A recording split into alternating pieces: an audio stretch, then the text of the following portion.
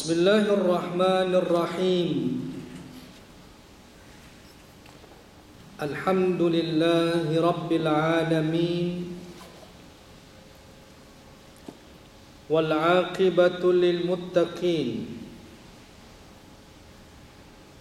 Wala udwana illa 'alal zalimin. Wa ashhadu an la ilaha illallah wahdahu la sharika lah. Wa ashhadu anna sayyidana Muhammadan abduhu wa rasuluh. Allahumma salli wa sallim wa barik ala hadzal nabiyyil karim Sayyidina Muhammad wa ala alihi wa ashabihi wa ansarihi ila yaumiddin. Subhanaka la ilma lana illa ma 'allamtana innaka antal alimul hakim. Rabbi shrah li sadri wa yassir li amri wahlul 'uqdatam min lisani yafqahu qawli. Allahumma la sahla illa ma ja'altahu sahla wa anta taj'alul hazna was-sa'ba idza syi'ta sahla. Allahumma anfa'na bima 'allamtana wa 'allimna ma yanfa'una wa zidna 'ilma ya rabbal alamin. Tuan-tuan, puan-puan muslimin dan muslimat, hadirin dan hadirat yang dirahmati Allah Ta'ala sekalian, alhamdulillah, syukur kehadrat Allah Subhanahu wa Ta'ala yang masih lagi melimpahkan kepada kita rahmat dan nikmatnya, taufik dan inayahnya, maka dapat pada tengah hari ini kita bertemu bagi meneruskan lagi kuliah pengajian. Semoga kita semua sentiasa diberkati dan dirahmati Allah Subhanahu wa Ta'ala.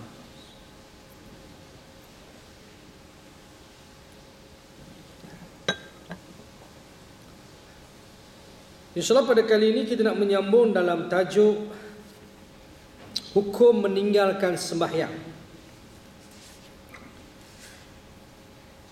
yang mana pada kuliah yang lepas kita telah pun menyebut berkenaan dengan kepentingan sembahyang dalam Islam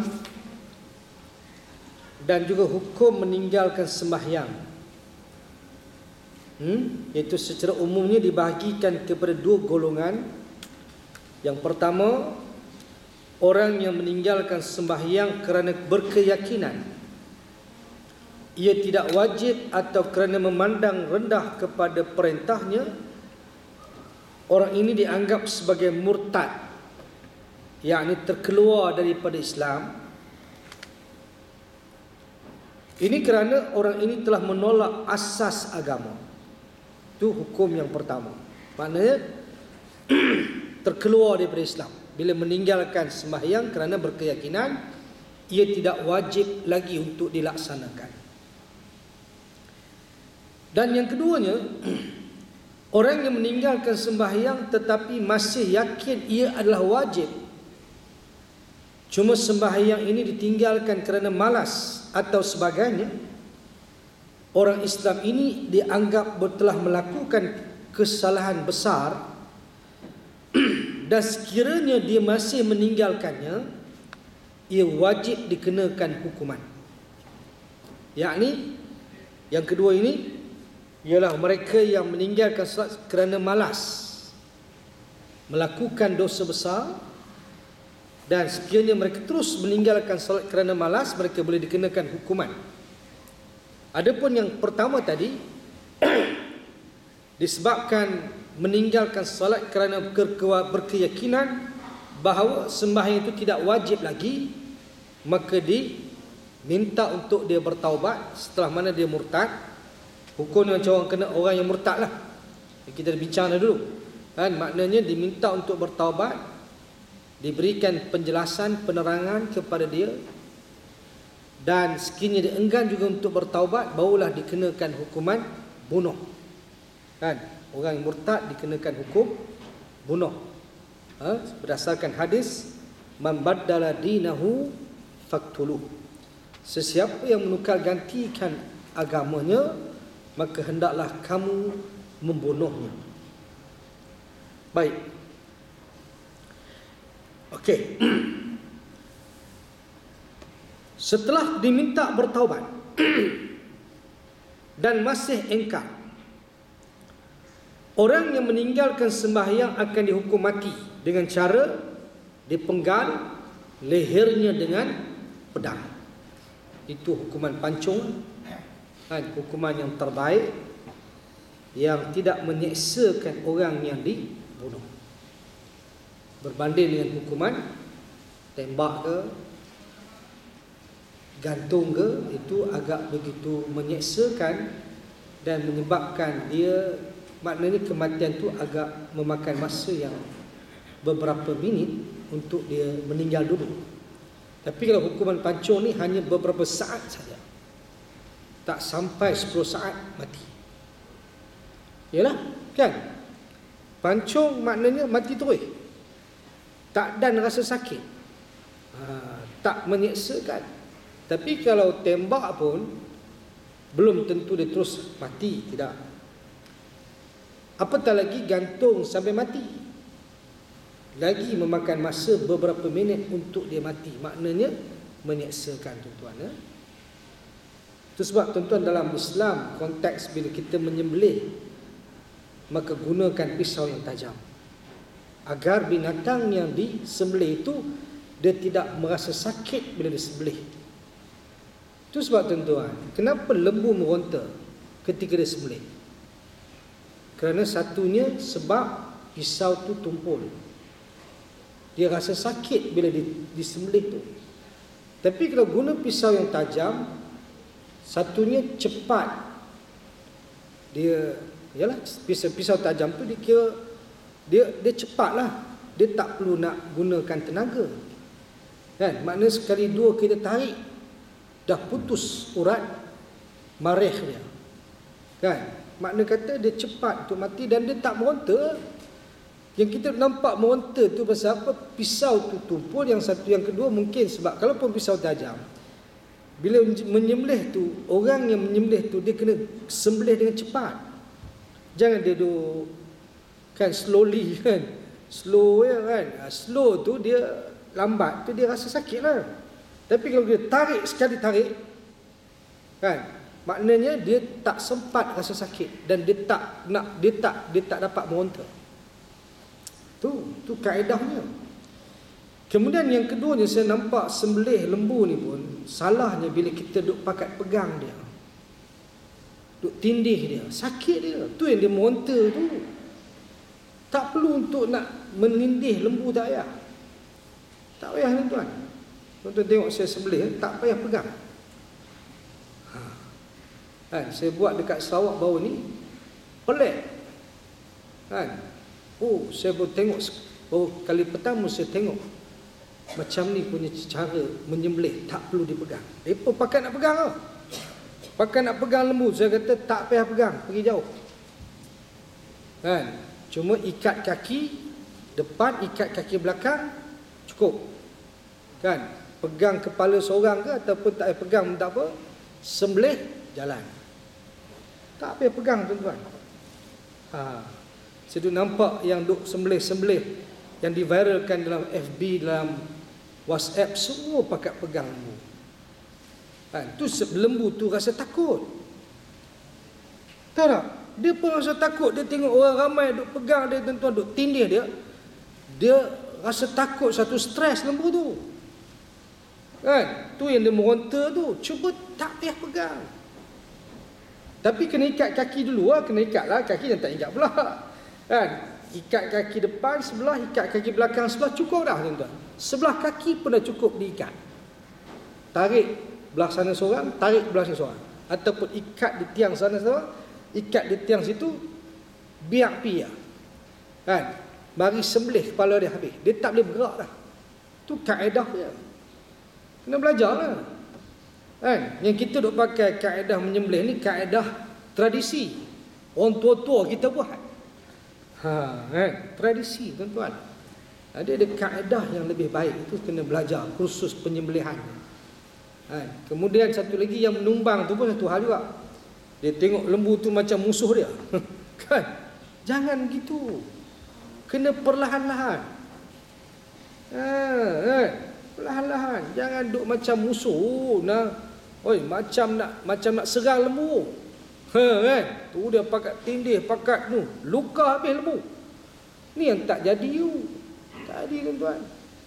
Kan? Tu sebab lembu ni elok disembelih di atas simen. Kenapa simen tuan-tuan? Satunya bila kita simen ni, kita boleh basahkan simen dan lembu tu senang tumbang. Kemudian dia tak, bila dia nak naik tuan-tuan, dia tak boleh naik dah. Dia nak naik licin dia jatuh. Licin dia jatuh. Kalau di atas tanah, dia naik, dia boleh naik. Nampak tak? Tu dia punya kaedah tu kena buat dia punya tempat dia, tempat sebelah lembu tu. Elok tuan-tuan, buat tempat dia elok-elok. Buat makna satunya kan senang nak tumbang dia, kita basahkan air tu. Yang keduanya senang nak cuci. Nak cuci darah dia pun senang. Kalau atas tanah tuan-tuan melekat di tanah, nak kena gali pula lagi. Kan nak kena gali lubang lah apa benda dah tak payah. Kalau ada tempat lagi bagus. Eloknya pula dimandikan lembu tu dulu.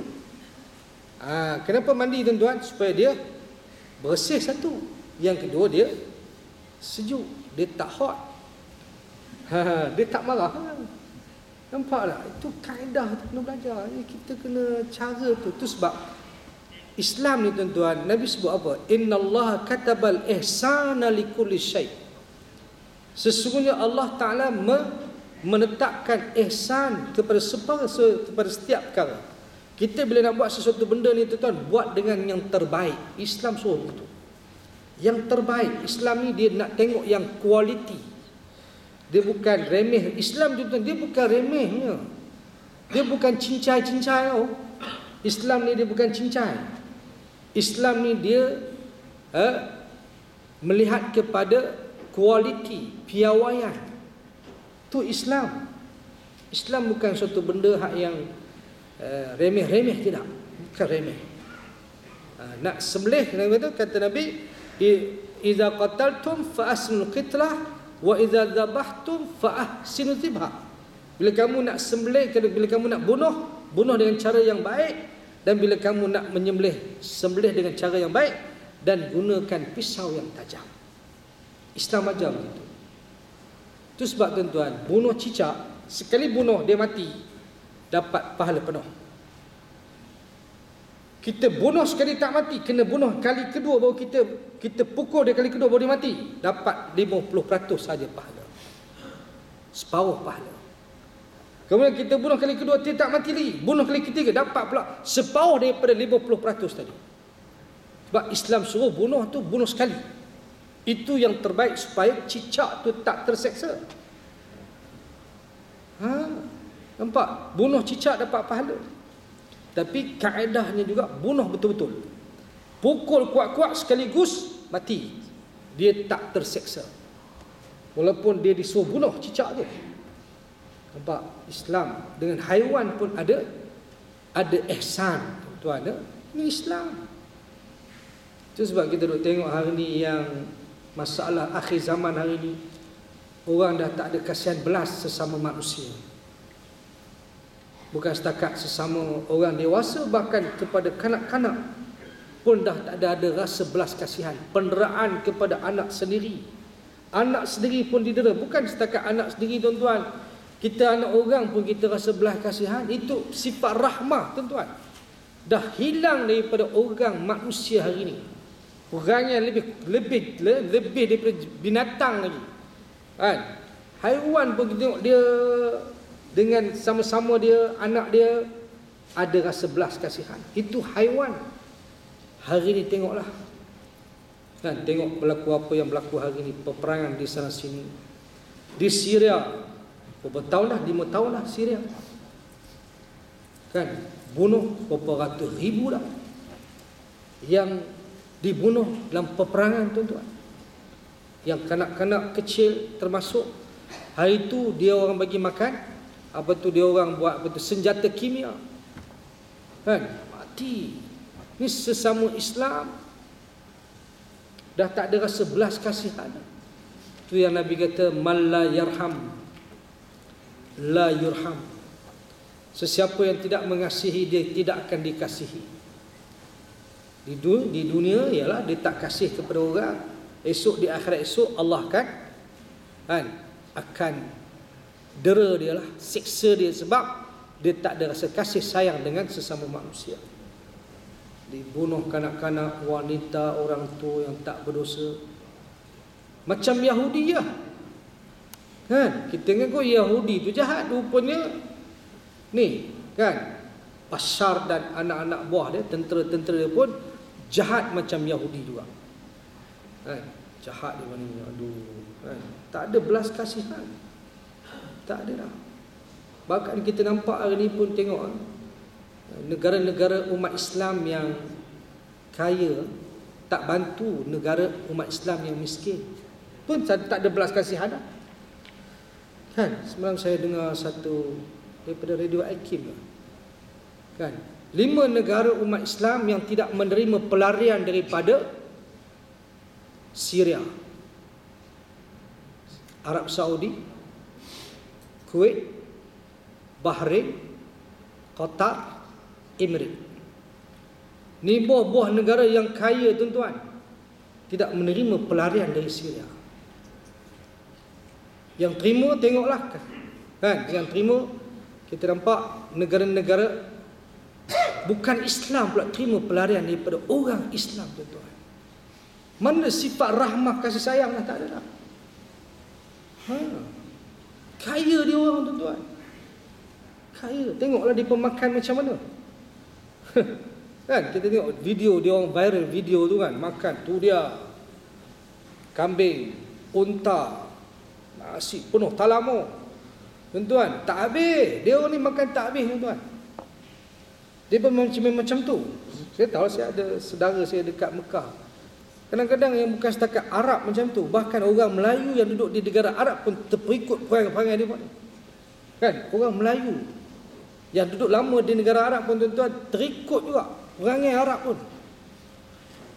Saya makan, tengok dia pun makan tak habis. Kita makan habis ni, dia nampak pelik pula dah. Kita kebulok apa. Sungguh. Kan, tuan-tuan, depa langkah makanan ni langkah ya. Langkah yang makan, tuan-tuan.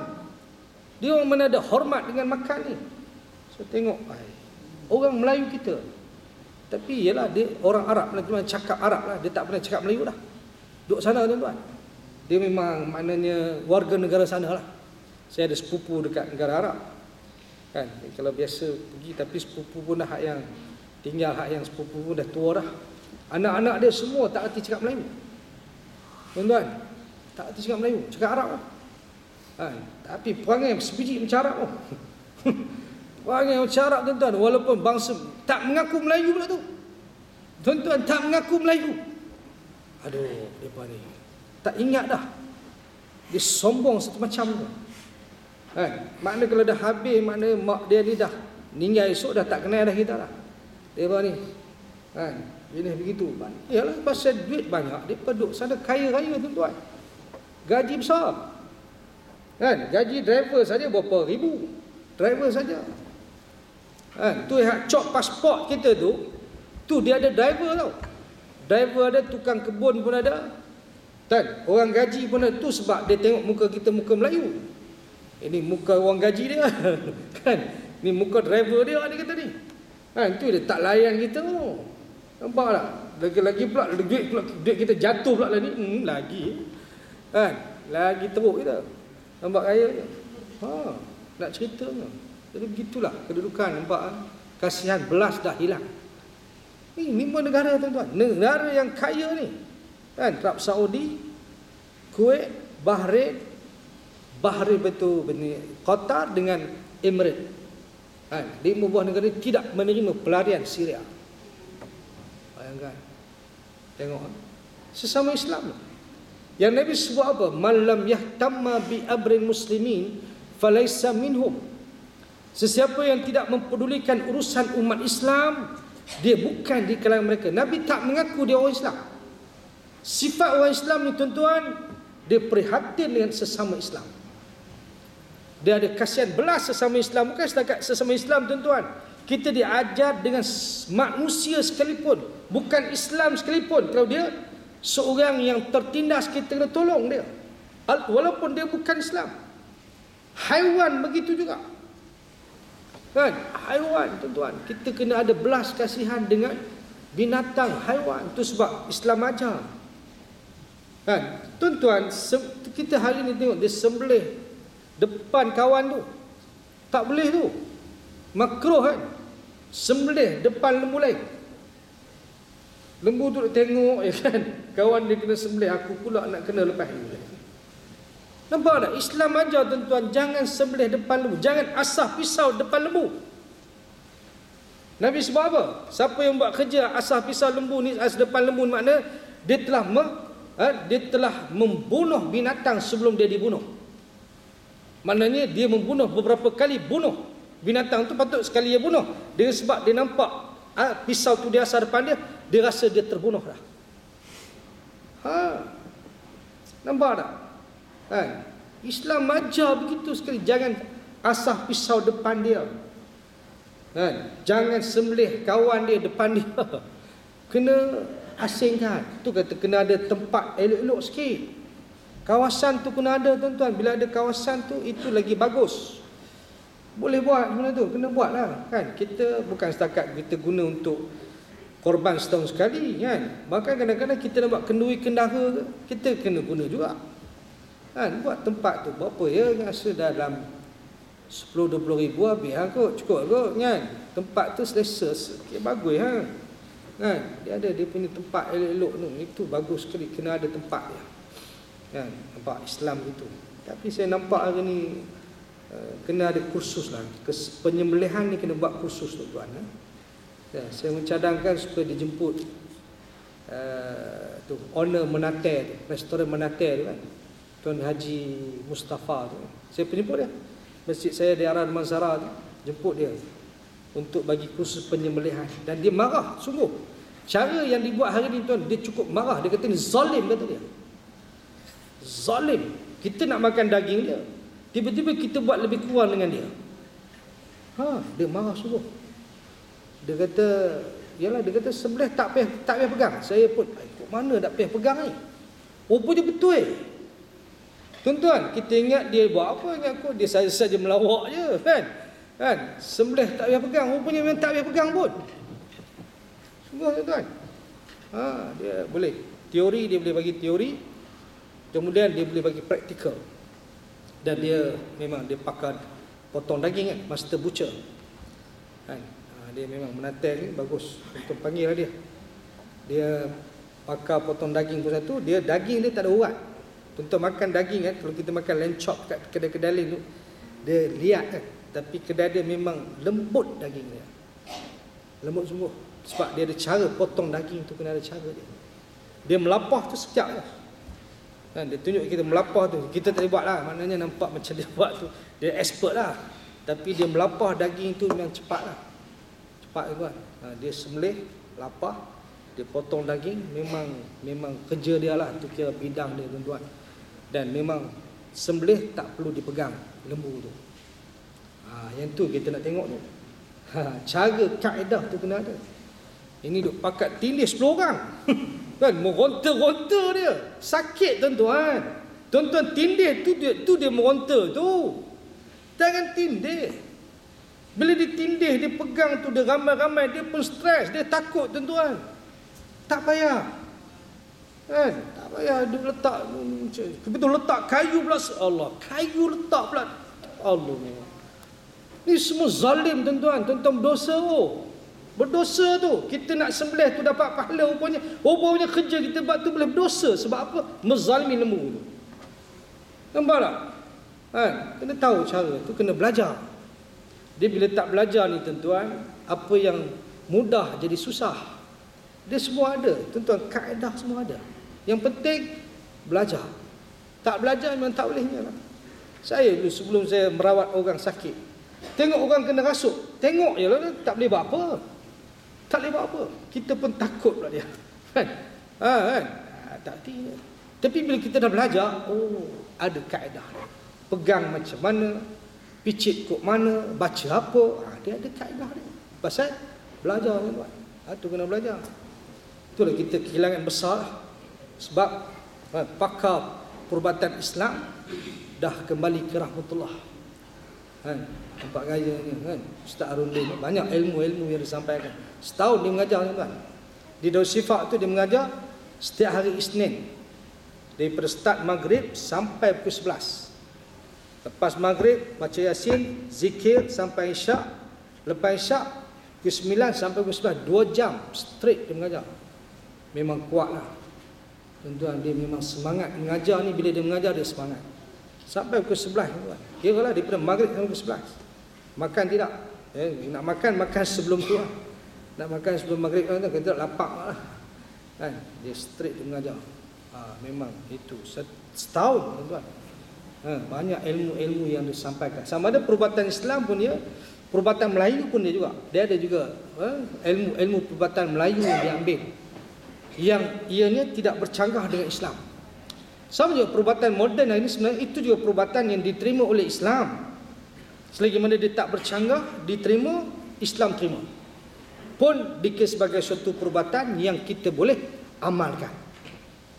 Bukan satu benda hak yang maknanya kita tak boleh beramal. Tidak. Tengok selagi mana tu, sebab Islam ni dia luas.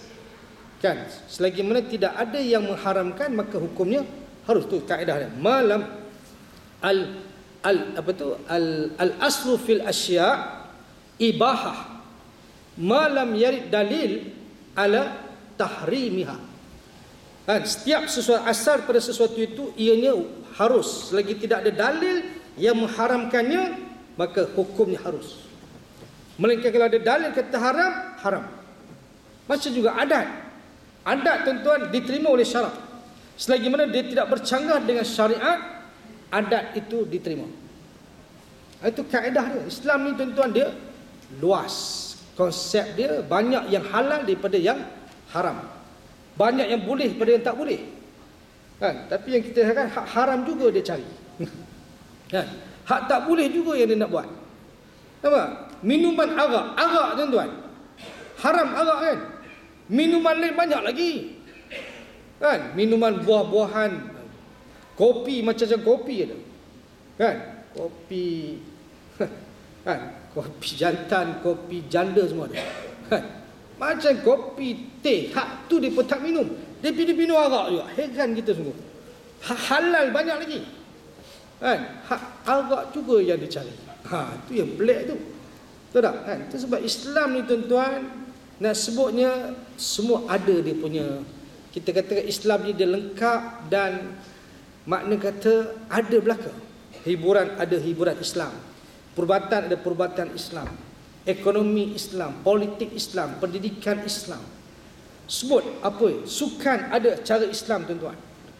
Kan ada cara Islam dia. Islam ada belaka. Tidak ada yang tidak dalam Islam tuan-tuan. Sebab Islam ni way of life, cara hidup. Cuma kita nak pilih hak mana, kita nak ambil yang mana. Itu yang kita nak sangat tu. Pindaan pindaan rang undang-undang 355 itu dipindah. Itu pada ruang lingkup yang kecil baru. Belum lagi nak dilaksanakan hudud secara menyeluruh. Kan? Hak yang tu pun tu dia bersilat dah. Belum apa lagi tuan-tuan, macam-macam. Kan? Hak tak kena mengena orang bukan Islam pun masuk campur juga. Tu yang kita heran tu. Kan? Hak orang Islam pun, hak yang tak terima pun dia juga. Susah sungguh. kita nak laksanakan hukum Islam ni tuan-tuan, memang ada penentangan daripada kalangan sama ada yang bukan Islam dan kepada yang orang Islam sendirilah. Tapi macam mana pun tuan-tuan, kita kena hadapi, kena harungi benda ni tuan-tuan. Jangan kita mengalah. Usaha kena terus dilakukan. Penerangan dibuat. Itu sebab banyak seminar-seminar, sesi penerangan tu dibuat sama ada kepada seseorang Islam ataupun yang bukan Islam tuan-tuan, supaya orang faham dan jelas tentang kebaikan pindaan rang undang-undang ini dibuat. Kan? Ialah 356 dah sejak 84, 32 tahun dah tuan-tuan, tak dipindah lagi.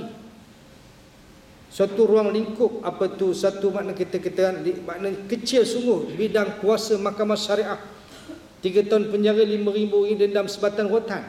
Banding dengan mahkamah sivil tuan-tuan, sampai hukuman mati. Kan? Hukuman boleh didenda sampai ratusan ribu. Contoh, mengaku doktor palsu boleh dikenakan denda sampai 300 ribu.